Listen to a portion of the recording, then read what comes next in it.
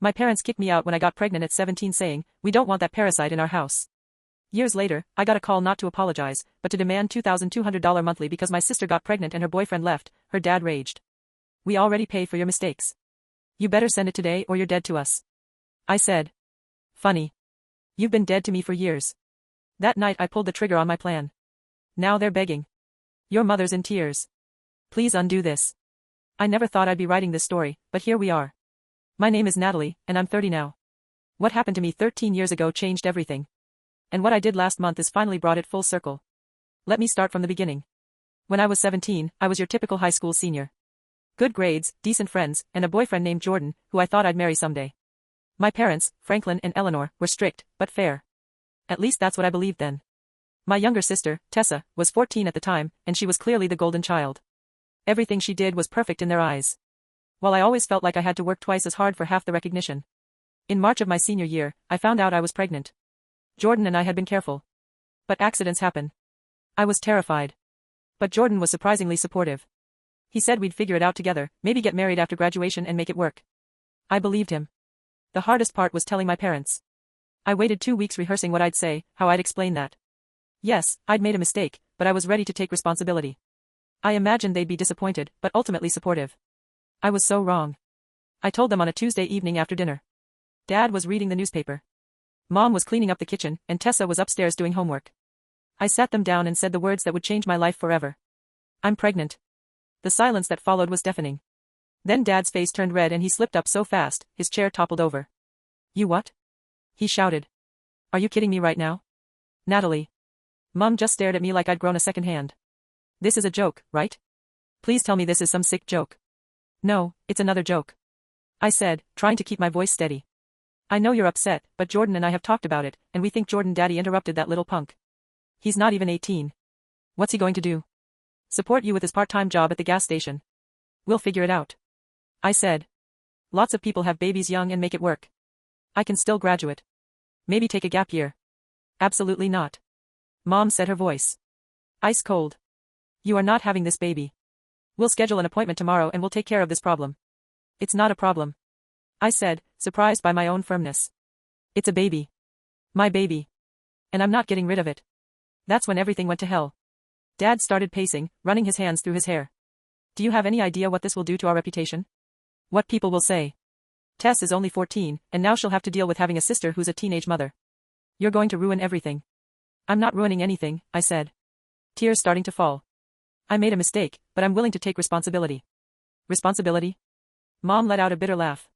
"You don't know what responsibility is. You're 17 years old, Natalie. You don't have a job. You don't have money. You don't have anything. And now you want to bring a parasite into this house." The word hit me like a physical blow. "A parasite. That's what it is," Dad said. "A parasite that's going to drain our resources, our time, our money. We've already invested so much in you. And this is how you repay us." I stood up, my hands shaking. "This baby is your grandchild." "No," Mom said firmly. "It's not because you're not having it. And if you insist on keeping it, then you're not our daughter anymore." "You don't mean that," I whispered. "We absolutely do. Dad said we will not support this decision. We will not help you. And we will not have that parasite in our house." I ran upstairs and called Jordan, sobbing into the phone. He came over within the hour and we talked for hours about what to do. My parents had made their position clear. Abort the baby or get out. I chose to get out. Jordan helped me pack what I could fit in 2 suitcases as we were loading them into his car. Mom came outside. "This is your last chance, Natalie," she said. "Come to your senses. Get rid of it. And we can pretend this never happened." I looked at her. This woman who had raised me, who had taught me right from wrong, who had always told me that family was everything. "I can't." I said. "I won't." "Then you're making your choice," she said. "Don't come crying to us when your life falls apart." And that was it. I moved in with Jordan and his mum, Mrs. Patterson, who welcomed with open arms. She was a single mother herself and understood what I was going through. She became more of a mother to me in those few months than my actual mother had been in years. Jordan and I both graduated high school, though it was tough. I was showing by then and the whispers and stares were constant. Some people were supportive, but others were cruel. I heard all the comments. "She's ruining her life. Her parents must be mortified. She'll never amount to anything now." But I pressed on. I had to. My daughter, Clara, was born in October. She was perfect. 7 pounds, 3 ounces with Jordan's dark hair and my green eyes. The moment I held her, I knew I'd made the right choice. She wasn't a parasite or a mistake. She was my beautiful, perfect daughter. Jordan trying to be a good father. But the reality of having a baby was harder than either of us had anticipated. He was working full-time at the gas station while I stayed home with Clara. Money was tight.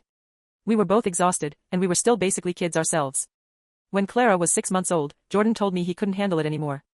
He loved Clara, he said, but he wasn't ready to be a father. He wanted to join the military, see the world, live his life. He promised he'd send money when he could, but he needed to go. I was devastated, but I understood. We were both so young. And this wasn't the life either of us had planned. Jordan left for basic training 2 weeks later, and I haven't heard from him since. Mrs. Patterson let me stay with her for another 6 months while I figured out my next steps.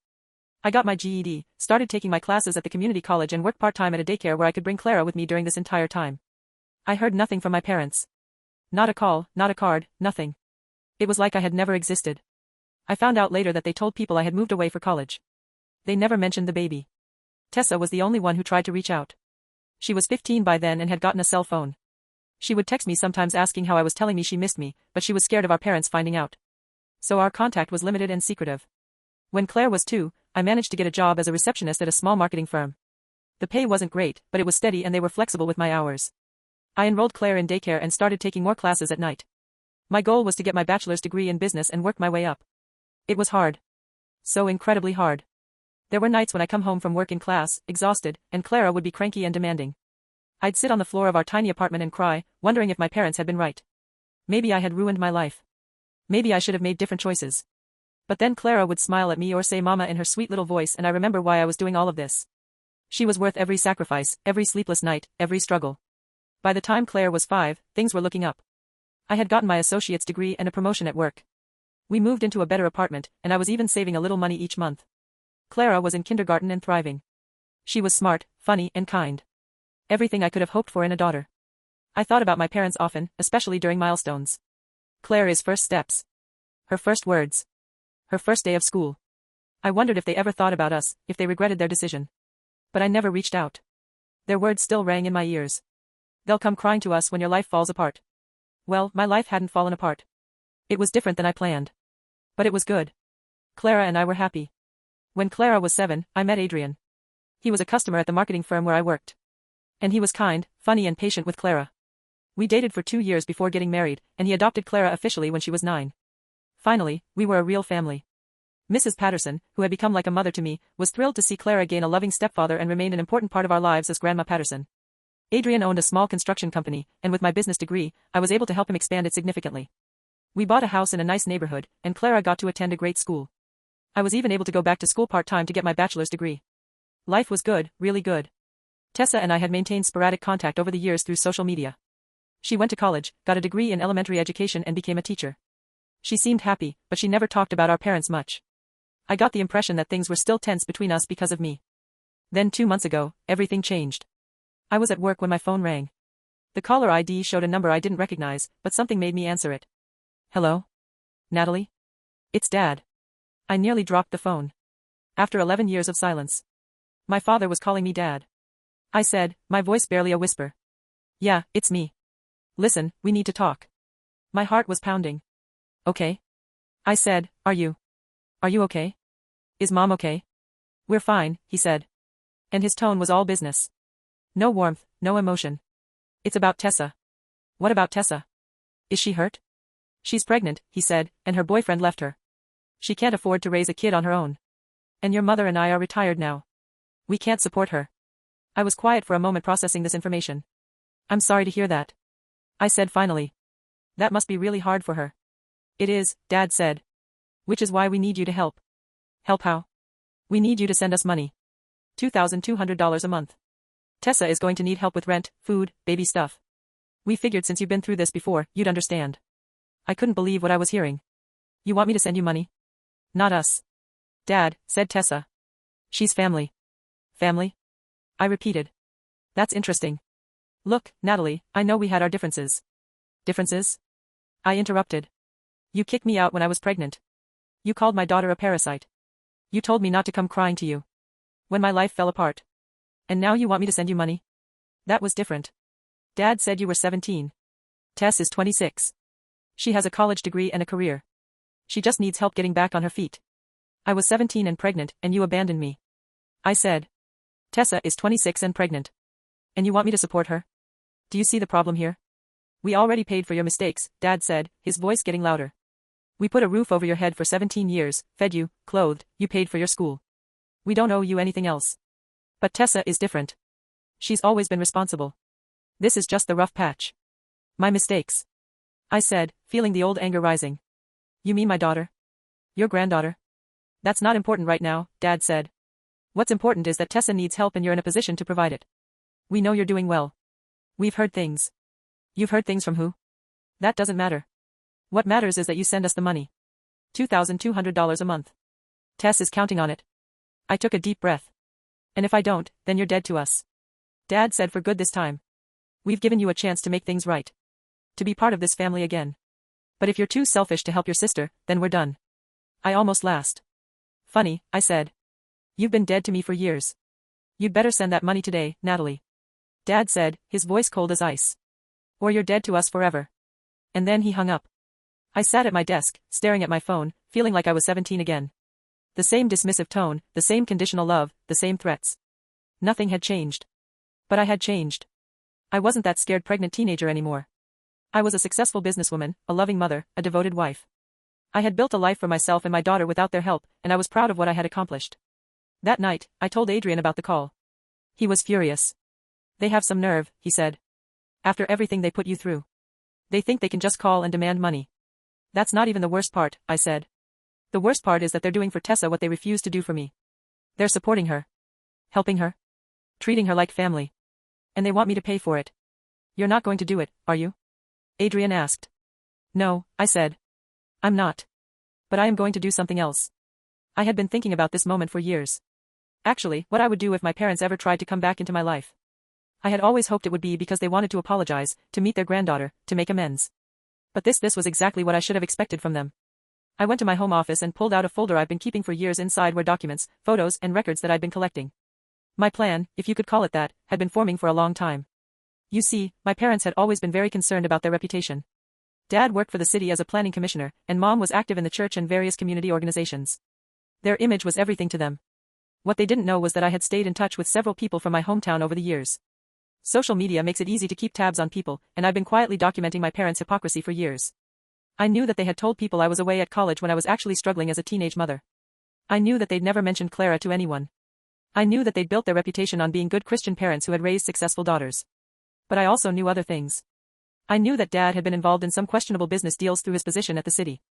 Nothing illegal, but definitely ethically questionable. I knew that Mom had been spreading gossip about other families in the church while positioning herself as a moral authority.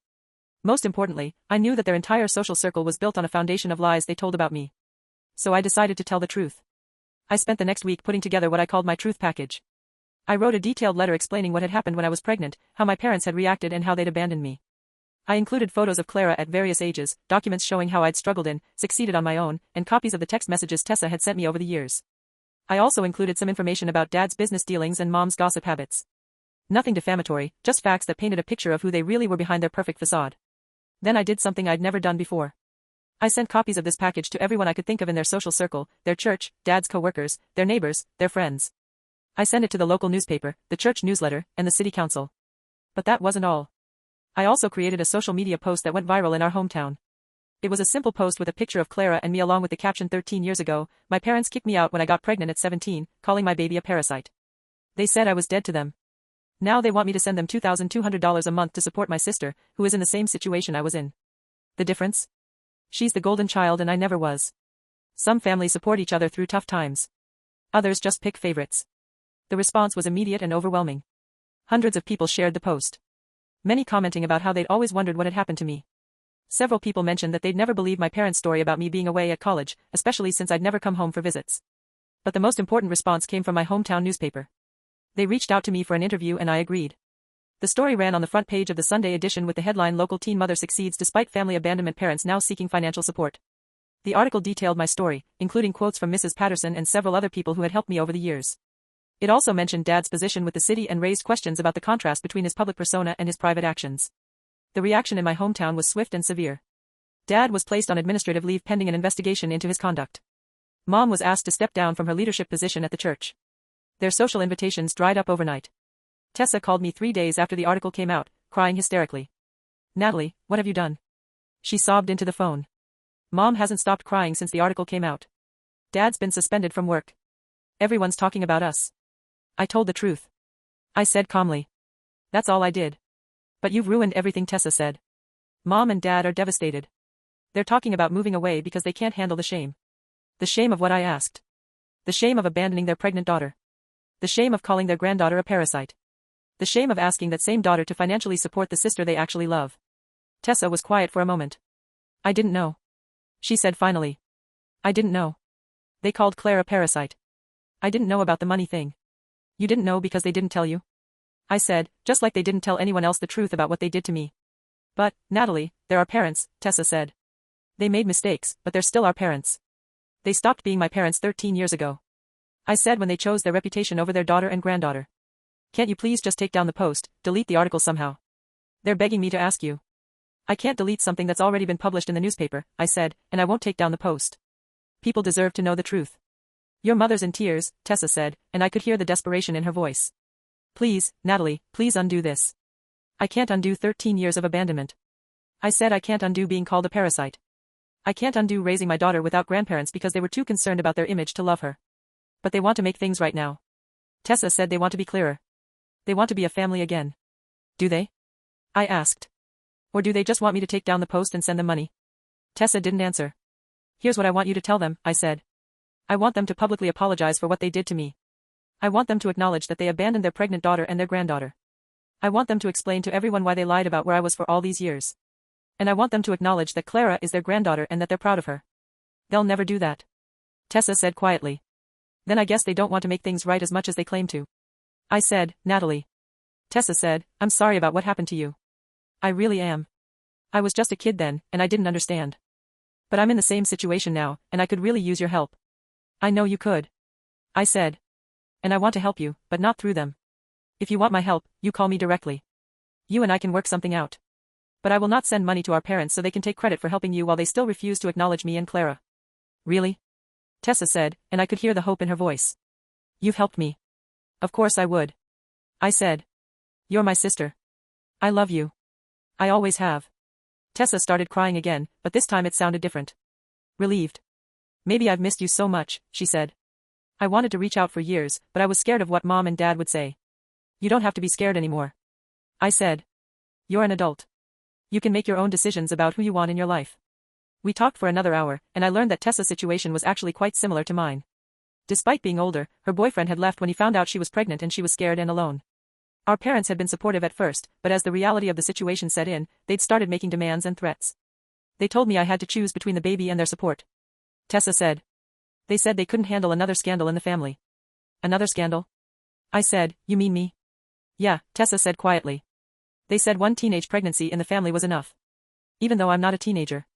So they were going to abandon you, too? I think so, Tessa said. That's why they called you. They figured if they could get money from you, they could support me without it affecting their finances or their reputation, using me to solve their problem while still not acknowledging me as their daughter. Pretty much, Tessa said. Well, now everyone knows the truth. I said about all of it. The fallout continued for several months. The investigation into Dad's conduct took nearly 6 months to complete, which is typical for government ethics investigations. Dad was ultimately fired from his position after the investigation revealed several ethical violations. Mom was essentially ostracized from their church community. They ended up selling their house and moving to another state to escape the scandal. What I didn't expect was how quickly the story would spread beyond our small hometown.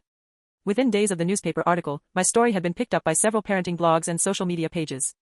Soon I was getting messages from women all over the country, sharing their own stories of family rejection and teenage pregnancy.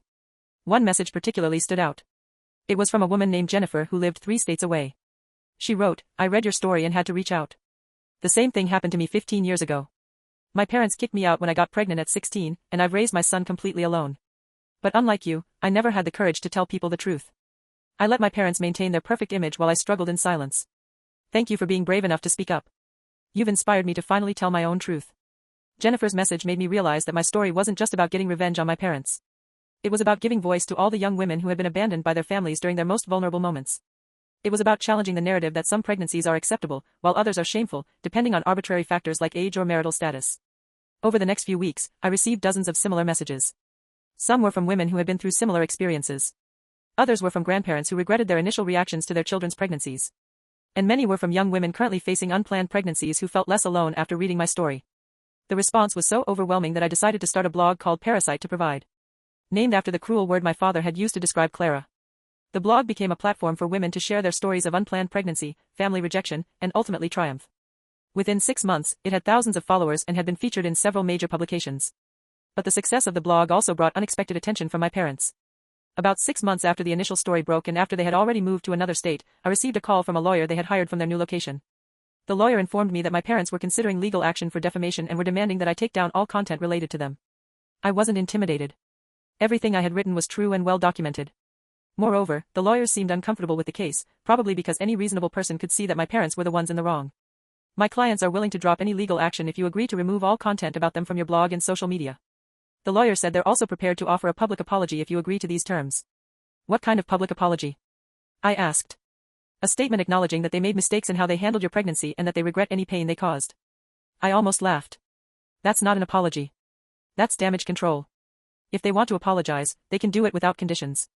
They can acknowledge what they actually did, not just that they made mistakes, and they can do it because it's the right thing to do. Not as part of a legal negotiation. The lawyer sighed. I'll convey your response to my clients. That was the last I heard from their legal representation. Meanwhile, the investigation into Dad's conduct at the City Planning Commission was revealing more than anyone had expected. It turned out that his ethical violations were more serious than initially thought. He had been accepting gifts from developers in exchange for favorable decisions on their projects.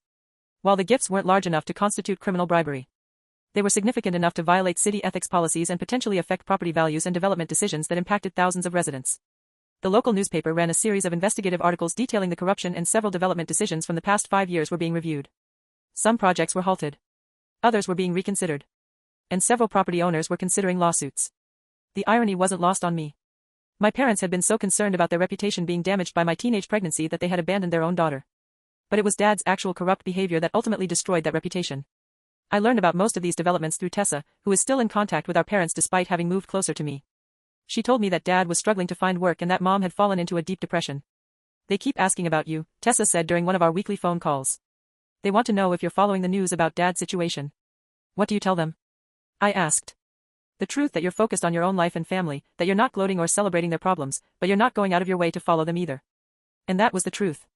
While I felt vindicated that the community now knew who my parents really were, I didn't take pleasure in their suffering. I felt nothing. The people who had caused me so much pain were finally facing consequences for their actions. But it didn't make me feel better or worse. It just felt like justice. The most difficult part of this entire experience was helping Clara understand what was happening. She was 12 now and old enough to overhear conversations and to see news articles online. She knew that she had biological grandparents she'd never met, and she was starting to ask more pointed questions about why. One evening she came to me with her tablet in hand. Mom, I found an article about Grandpa Franklin online. It says he was fired from his job. Is this my grandfather? My heart sank. I had hoped to control how and when she learned about her grandparents. But in the age of the internet, that was nearly impossible. Yes, honey, I said, sitting down next to her.